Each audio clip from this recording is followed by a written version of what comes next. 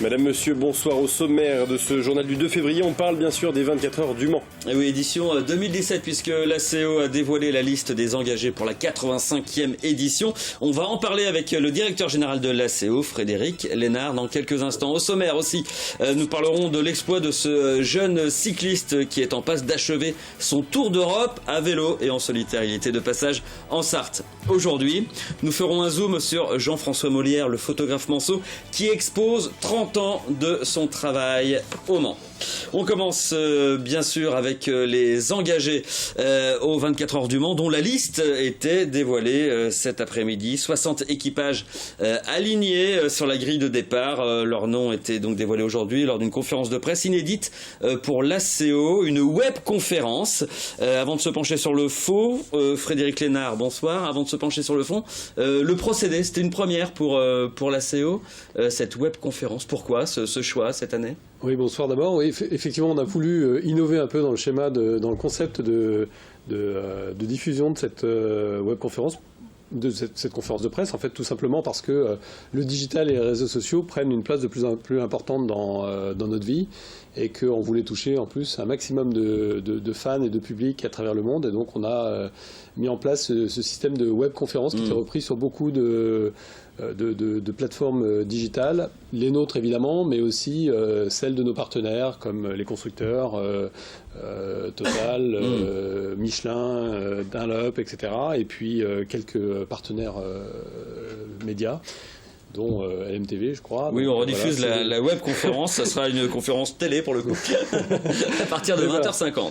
On voulait innover. C'est un moment particulier alors pour les journalistes, pour les spectateurs, les futurs spectateurs, les web spectateurs, les équipes aussi, puisque la liste officielle elle est dévoilée à ce moment-là. Donc les équipes qui sont sur place, les représentants des équipes ne sont pas au courant du nombre de leurs places qui leur sont attribuées, c'est ça un peu ? Oui, effectivement, les gens qu'on invite savent qu'ils sont retenus en général, et puis on invite aussi plutôt les constructeurs, donc ils ont toujours une place, soit en LMP1, soit en pro, donc en GTE Pro, donc je dirais qu'il n'y a pas trop de surprises pour les invités. Après, il y a évidemment certaines surprises évidemment sur le plateau. Il y a des choses qui ont été annoncées, qui sont intéressantes. Et j'aimerais bien qu'on commence d'ailleurs avec la catégorie RN, la catégorie LMP1. Première chose marquante, 6 partants cette année. Oui. 6. L'année dernière, il y en avait 9. En 2015, ils étaient 14. Alors effectivement, Audi qui vient chaque année avec 2 ou 3 voitures n'est pas là, donc ça fait baisser le nombre de partants. Mais 6, on n'est jamais tombé aussi bas, si ?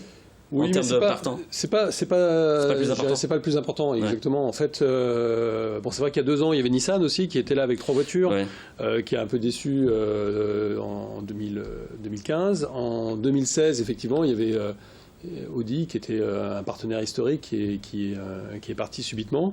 Mais l'histoire du Mans, c'est toujours une histoire de duel, et il reste un magnifique duel entre Porsche et Toyota, avec Toyota qui quand même se donne les moyens de réussir cette année, et je pense que c'est historique aussi, c'est la première fois qu'ils arrivent à aligner 3 voitures au départ du Mans, et donc on espère véritablement qu'ils vont saisir leur chance. Avec Porsche qui sera évidemment au rendez-vous aussi, donc ça va faire un magnifique duel.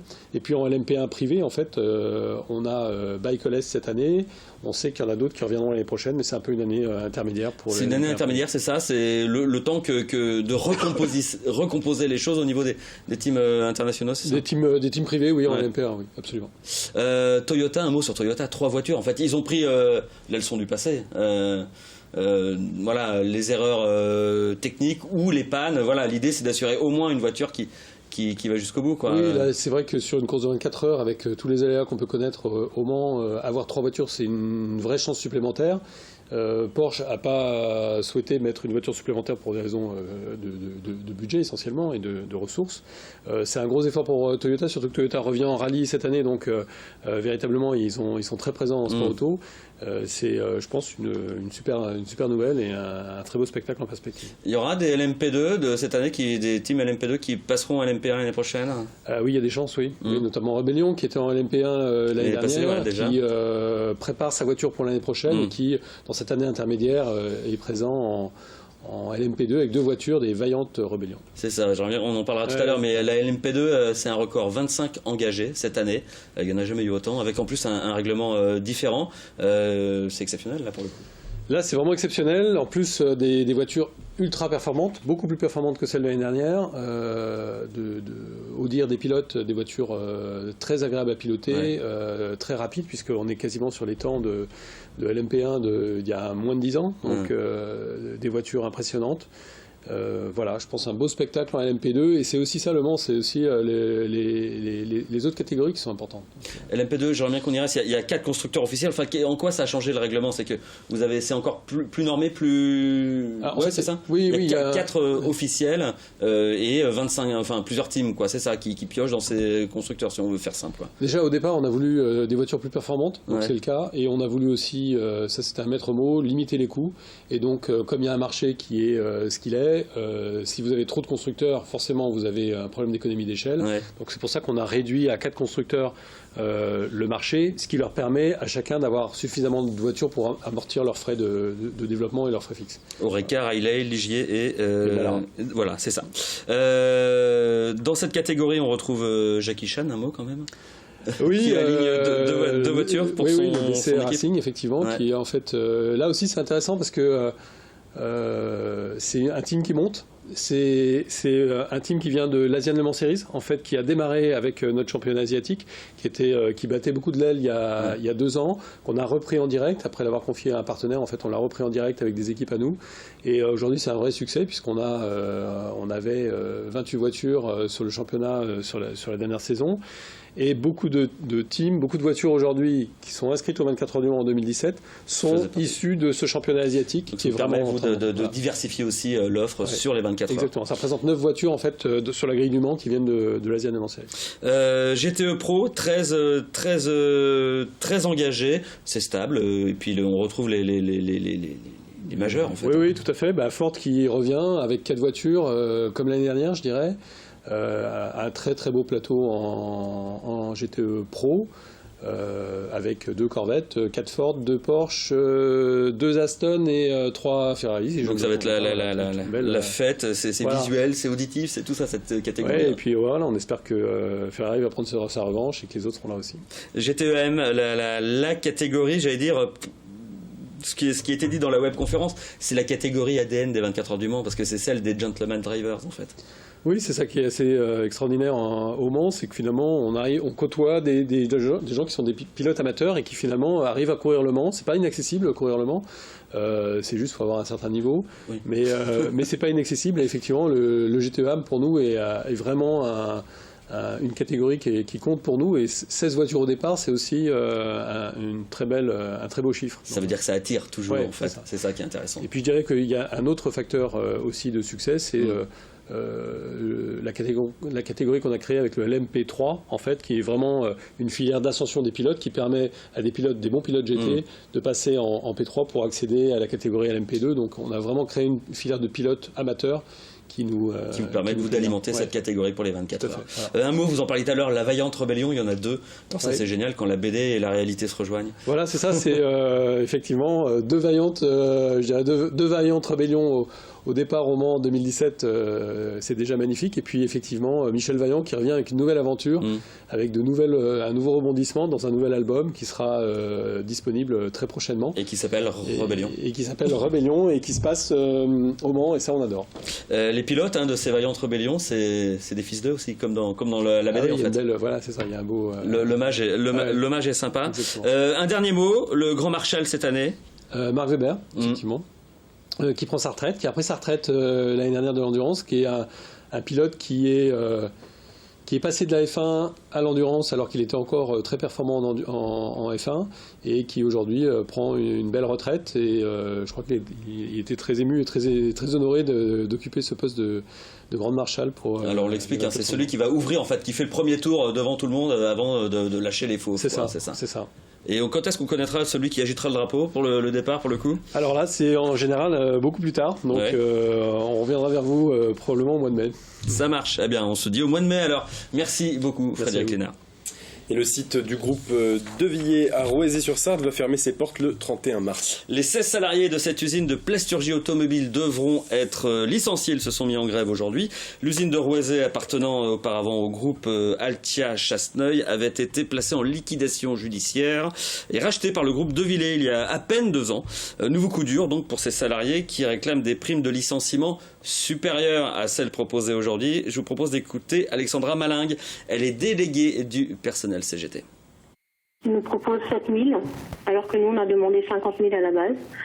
Ils nous ont racheté il y a 2 ans et on n'a toujours pas compris de toute façon la fermeture pour des raisons économiques, alors que c'est une société qui gagne beaucoup d'argent. Elle est reconductible votre grève? Vous comptez aller vraiment jusqu'au bout? On compte aller vraiment jusqu'au bout. Là maintenant on n'a plus rien à perdre de toute façon, et puis on a pour 7 millions, on n'a même plus du tout envie de travailler pour eux, quoi. Maintenant c'est bon, oui on attend plus. Et on parle du défi fou d'un jeune habitant du nord de la France. Il a 22 ans, il est en passe d'achever son tour d'Europe. Quentin Warin, c'est son nom, vient de parcourir plus de 8000 km à vélo pour soutenir une association d'aide aux personnes amputées. Un périple à travers une dizaine de pays. Ce jeudi, sur le chemin du retour, il était de passage en Sarthe. Nous en avons profité pour le rencontrer. Mathias. Il parcourt les routes européennes en solitaire depuis 5 mois maintenant. Après son BTS en management, Quentin Warin a décidé de se lancer dans cette aventure humaine au long cours. Une parenthèse dans son parcours étudiant pour découvrir d'autres formes d'enrichissement personnel. Au cours de son voyage, Quentin bivouaque chez l'habitant, se laisse porter au gré des rencontres. Il a aussi monté sa propre association Europa Bike et doit planifier son aventure en totale autonomie. Une expérience formatrice pour celui qui souhaite un jour monter sa propre entreprise. Ça m'apprend beaucoup, c'est formateur de A à Z. J'ai 22 ans, j'ai tout à apprendre de la vie. Ça me permet aussi de parler un peu plus anglais, comme vous avez dit, espagnol de temps en temps. Et voilà, être au plus proche des gens, rentrer dans leur vie, entre guillemets, pendant le temps de quelques heures. Ils me montrent un peu leurs valeurs aussi, leur façon de faire. J'ai mangé des plats typiques partout, voilà, bu parfois un petit peu de bière, vu que dans le Nord on adore ça. Donc voilà, il y a beaucoup de choses, j'apprends énormément sur moi-même également. Si Quentin pédale, c'est aussi dans un but caritatif. Via un financement participatif, il collecte des fonds qu'il reverse à l'association ADEPA, qui aide les personnes amputées à retrouver une vie normale. Une réussite, puisque sa campagne a déjà atteint son objectif à hauteur de 225%. Tout de suite, ça m'a touché. C'est des personnes qui apprennent à nouveau à faire du sport. C'est magnifique de les voir à nouveau aller de l'avant. Et en plus, ça peut concerner n'importe lequel d'entre nous. Donc tout de suite, je me suis dit, ça va rassembler un maximum de monde. Et ce qui est bien pour moi, c'est aussi bien pour eux. J'ai vu qu'il y avait encore une belle solidarité. Et ça, c'était aussi quelque chose que je voulais montrer. La solidarité, aujourd'hui, elle existe encore et toujours. Plus que quelques jours pour suivre les aventures de Quentin sur les routes. Son arrivée est prévue le 18 février près de Valenciennes, après plus de 9000 km parcourus. Et de 1987 à 2017, cela fait 30 ans de carrière tout pile pour le photographe manceau Jean-François Molière. La rétrospective de son travail est exposée au Mans sur les murs du Café Rossi. Nous avons rencontré le photographe itinérant à quelques jours de son vernissage. Yann Lemoisson. Derniers ajustements avant le vernissage de l'exposition. 30 ans de travail, cela représente beaucoup et pourtant, la sélection des œuvres a été plutôt simple. C'est-à-dire quand vous avez du recul sur quelque chose, il y a des choses que vous avez fait que vous ne supportez plus. Donc il était facile pour moi de dire cette image-là, non, elle ne tient plus le choc. Le temps a une œuvre fantastique pour les auteurs. Des routes, Italie, le Mali ou le plus récent Youth sur le thème de la jeunesse. Quels que soient les itinéraires empruntés par le photographe, c'est une conception de l'image qu'il défend. Est un moyen pour moi d'augmenter le côté fictionnel de la réalité. C'est-à-dire que c'est un appel à un imaginaire, comme quand on écoute une musique. Quand on écoute une musique, on n'écoute plus les paroles souvent. On est transporté. Et donc j'ai envie finalement que les gens qui viennent au restaurant, j'espère que quelques-uns finalement dégustent des plats et dégustent des photographies. 30 ans de métier et autant d'enseignement et de remise en question. Son travail avec des personnes atteintes de déficience intellectuelle aurait été pour lui un déclic. Je donnais par exemple beaucoup de consignes à la personne que j'allais prendre en photo. Et je croyais finalement que je détentais une certaine vérité. Mais je me trompais. Et ces personnes, quand j'ai commencé à leur dire mets ta tête un petit peu comme ça ne marchait pas du tout. Mais j'ai appris finalement qu'il était beaucoup plus important pour moi d'écouter l'autre, prendre l'énergie de l'autre, que plutôt, moi j'avais toujours mon énergie, mais d'être beaucoup plus en recul. Et là j'étais beaucoup plus fort. Rendez-vous est donné samedi 4 février de 15h à 17h au Café Rossi pour le vernissage de l'exposition. Et c'est la fin de ce journal. Dans un instant, la météo, et puis ce sera le Face à la Rédac. À tout de suite.